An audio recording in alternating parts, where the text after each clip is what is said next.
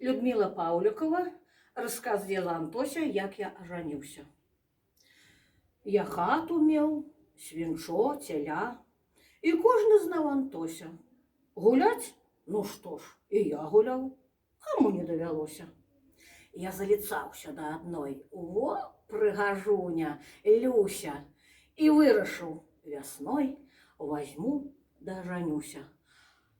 Пасля сказаў, чакай, чаму са мной усе дзеўкі скокам, а Саўкова дачка не кіне нават вокам. На гэты здзек не знойдзеш слоў, ні жартачкі, ні цацкі. Я ашалеў, заслаў сватоў да Фросінага бацькі.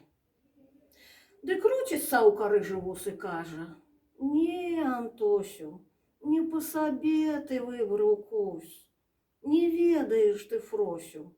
Я тут да Фросі. Зводзіць дых. Пайшлі ка мне да хаты.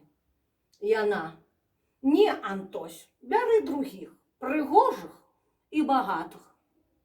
Зусім я, людцы, ашалеў, крычу ў знявазе Люсі. Не гэткіх бачыў каралеў, сама яшчэ папросіш. Праходзіць тыдзень і другі, а трэці не стрываю.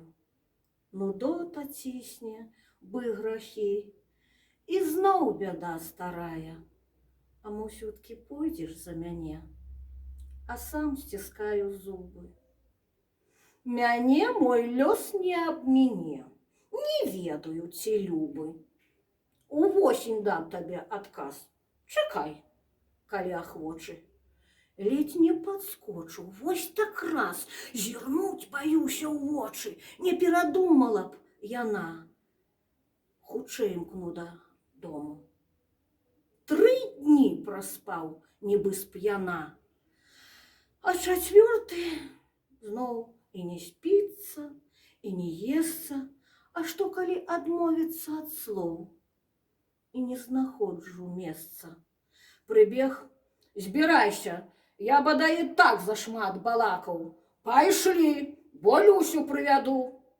Яна ў адказ, ужо іду. Тут дзед Антось заплакаў.